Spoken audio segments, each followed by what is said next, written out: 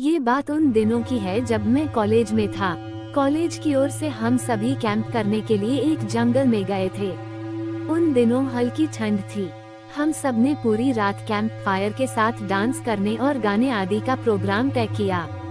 मुझे और मेरे सभी साथियों को कैंप आग जलाने के लिए लकड़ियां लाने का काम सौंपा गया। हम सब साथ निकले थे, लेकिन मैं जंगल के प्राकृतिक सौंदर्य में भटकता हुआ अकेले ही बहुत दूर निकल गया था।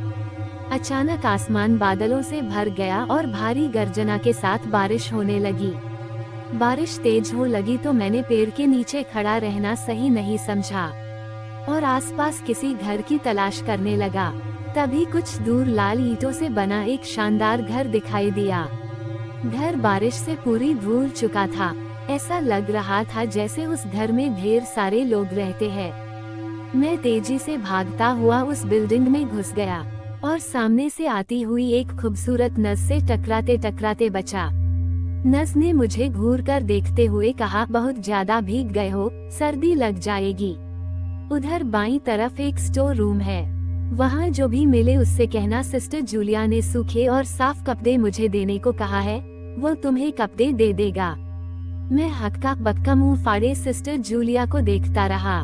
मुझे समझ नहीं आया कि मैं क्या करूं। मेरी स्थिति देखकर सिस्टर जूलिया खिलखिलाकर हंस पड़ी और बोली, पहले तो तुम अपना मुंह बंद करो वरना मुंह में मच्छर घुस जाएंगे, और अब जाकर जैसा कहा है वैसा करो।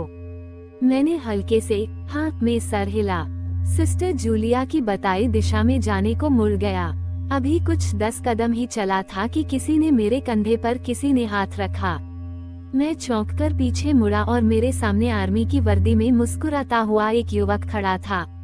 मेरा आश्चर्यचकित चेहरा देखकर उस युवक को हंसी आ गई। उसने दृढ़ स्वर में धीमे से कहा, मैं कैप्टन विनोद, ये हमारे देश की आर्मी का हॉस्पिटल है। कैप्टन विनोद की बातें सुनकर मैं आश्वस्त हो गया। मैं धीरे धीरे सामान्य हो गया। मैंने कैप्टन विनोद को सिस्टर जूलिया की कही बातें बताई। मेरी बात सुनकर कैप्टन विनोद के चेहरे पर रहस्यमय मुस्कान आ गई। कैप्टन विनोद बोले, तुम सिस्टर जूलिया से भी मिल चुके? जी, क्या मतलब है आपका? कुछ नहीं, चलो मैं तुम्हें सूखे कपड़े देता हूँ, तुम कपड़े चेंज कर लो, नहीं तो सच में सर्दी लग जाएगी। मैं कैप्टन विनोद के पीछे पीछे एक बड़े से कमरे में पहुँच गया। कमरे के चारों ओर हरे रंग के पर्दे लगे हुए थे।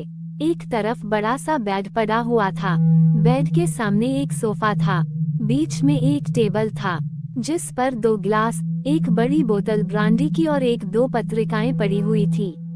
कमरे के एक कोने में बड़ी सी अलमारी थी जिसमें से कैप्टन विनोद ने मेरे लिए आसमानी रंग का कुर्ता पायजामा निकालकर मुझे दिया और कमरे से लगे बाथरूम की तरफ इशारा किया।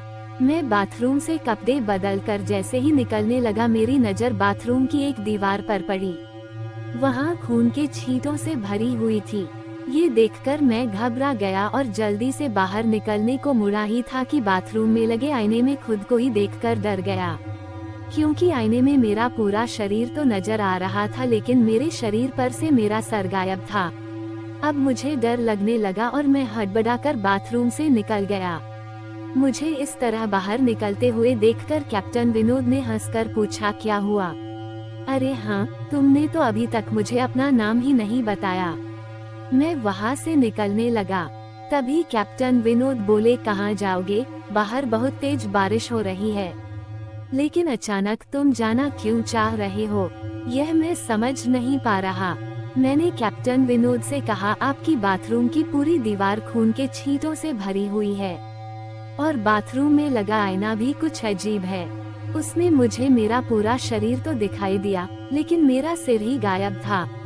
अब मैं यहाँ बिल्कुल भी नहीं रुकूंगा, बारिश में ही भीगता हुआ ही अपने कैंप तक जाऊंगा। ये कहते हुए मैं कमरे से बाहर जाने वाले दरवाजे की तरफ बढ़ने लगा। रुको!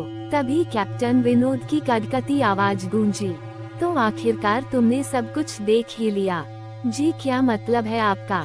डर के मारे मेरी आवाज दब रही थी। मतलब चाहे जो हो, तुम तब तक यहाँ से नहीं जा सकते जब तक मैं तुम्हें कुछ बता न दूं। क्या बताना चाहते हैं आप? कैप्टन, जो आज तक कोई नहीं जान सका। मैं, जो आज तक कोई न जान सका, वह मैं जानकर क्या